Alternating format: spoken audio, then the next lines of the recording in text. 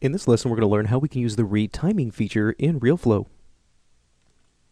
Okay, so really like the name suggests, this retimer feature is a good way of adding basically these time warping effects to our simulation, so we can start to go from slow motion effects to sped up motion without really having to worry about re-simulating and trying to get everything looking just right within our simulation.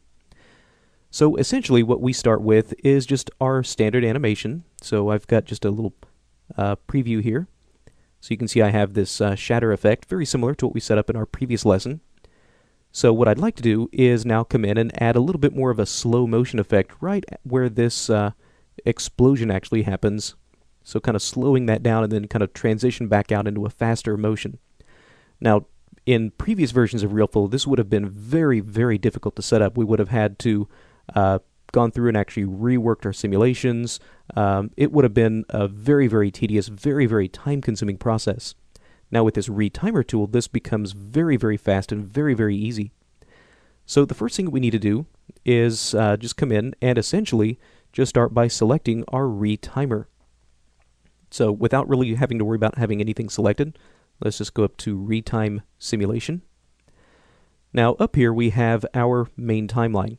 So as we're playing through, this is comparing what our new adjusted time frame is compared to the original time frame. You can see right now they're exactly the same because we really haven't done anything at all to change the timing at the moment. Okay, now before we actually get into this, if you haven't already done so, go ahead and make yourself a video preview of your scene here. So let's start by maybe just taking this. I'll set this to a flat shaded so it's a little bit easier for us to actually see.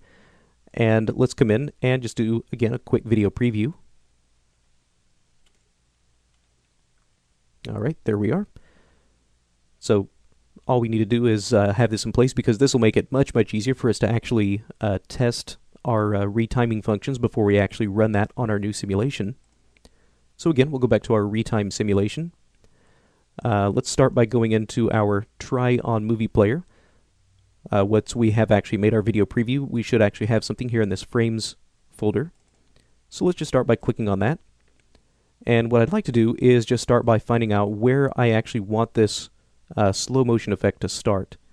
So in my case, looks like roughly about frame 35. That's pretty much where my explosion starts. And kind of transitioning back out into a normal speed, maybe roughly around frame 60 or so. So that's really kind of the section of time that I'd like to be able to slow down. Now, with that in mind, we can actually begin this process by going into our time function, and let's go into Edit Function. Now, press and hold the Alt key on my keyboard and use my right mouse button to come in here and retime this, or scale in and out. So we have our timeline, so this is from about frame 0 to frame 130 in my case. Now, before I get in here and start to adjust this curve, here's something that is going to be really, really important for actually getting this back. What I'm going to do is try to move to about frame 130, just moving my cursor and looking at this timeline here, so about frame 130. And what I'm doing is looking at these basically the Y values. So just seeing just where these values are. So in my case, it looks like around frame 130. We're at about frame, or a value of 4.32. Again, just looking at this value right up here. So somewhere between 4.4 and 4.3. Okay, so we're going to have to remember that. Now, right now with this setup, we're using basically an expression to just drive this linear through time. Now what I'd like to do is get in here and start to work with this timeline a little bit more interactively. So let's start by coming in here and just deleting this expression. So that will completely clear this out and leave us with no effect whatsoever. Now I'll go ahead and build my own curve by just clicking down here anywhere. And let's start by selecting the proper value. So I'll set my frame to 0 and set my value to 0 as well. So make sure that's zeroed out. I'll go ahead and just add one down here as well. And now just type in the value randomly. So I'll set this to be at frame 130. And again, if you recall, we're looking for a value of between 4.3 and 4.4 for the Y value. Okay, now let's just come in and make sure that we actually understand what has just happened. So by doing this, we've come in and now made our own curve. But what I want to do is make sure that basically the start and the end is progressing at pretty much the same rate as our original animation.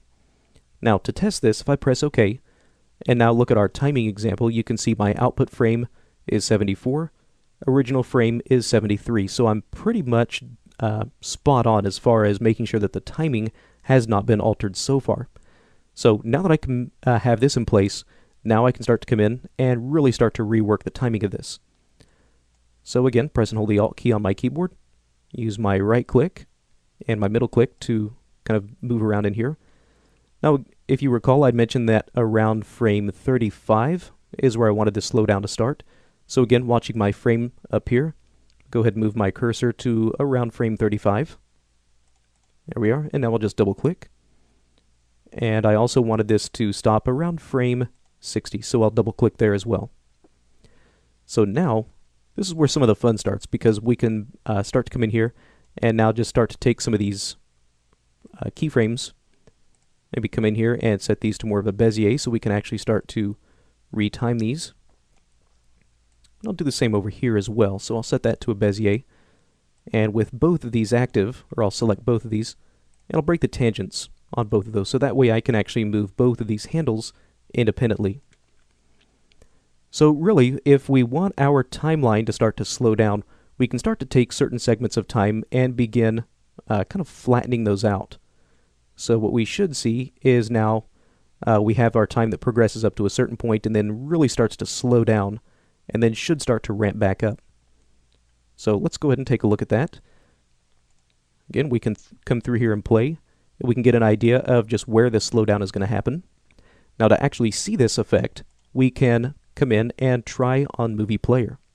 Once again, select our frames, let this load up, and now you can see we get basically a preview of where this is going to happen. So we can get an idea of, is the timing happening in the proper place? Is the slowdown lasting as long as we want? So in my case, my slowdown starts well enough, but really there's a very gradual transition from our sped up time back into our original. There's really not that quick snap. So let's try to fix that up. Go back into our edit functions. And again, with this handle up here, let's go ahead and grab that, maybe pop that up a little bit higher. That should start to result in a much more substantial jump. I'll maybe do the same over here. So maybe slope that down.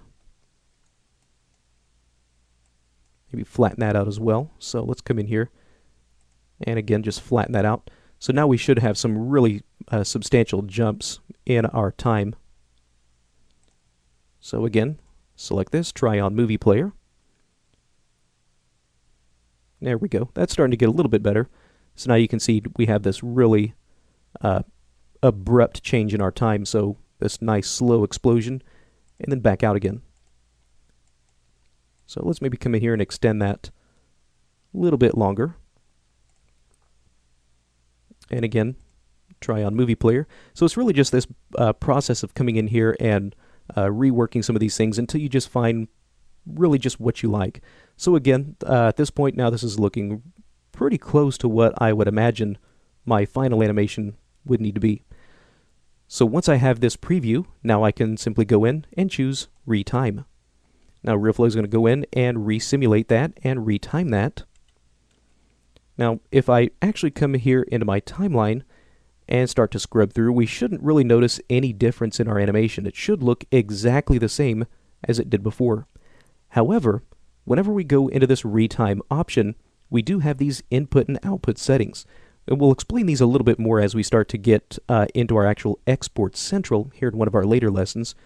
But essentially what has happened is that RealFlow has taken this fractured cross and it's actually written out a new version of this animation, but it's named it Retimed.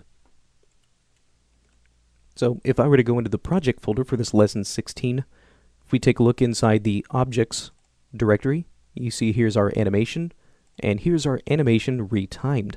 Now this SD file could be brought back into our primary 3D application, whether that be Maya, Max, Softimage, or whatever the case may be.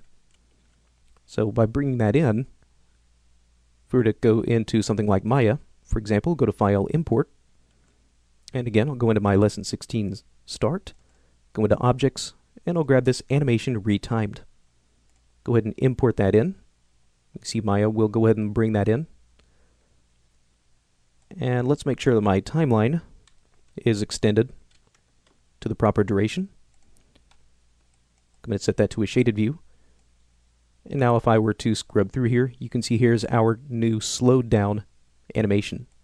I should be able to come in here and just play this back. So let that play through. There's our nice new slowed down animation. And really we can use these retiming effects on just about anything. We're not necessarily limited to just doing this on something like our rigid bodies. So we could actually come in and start to retime things like our fluids, our soft body simulations, splashes, whatever the case may be. And you can see that once you get the hang of it, this becomes a very, very fast, very easy way of getting these really, really nice time warping effects within RealFlow.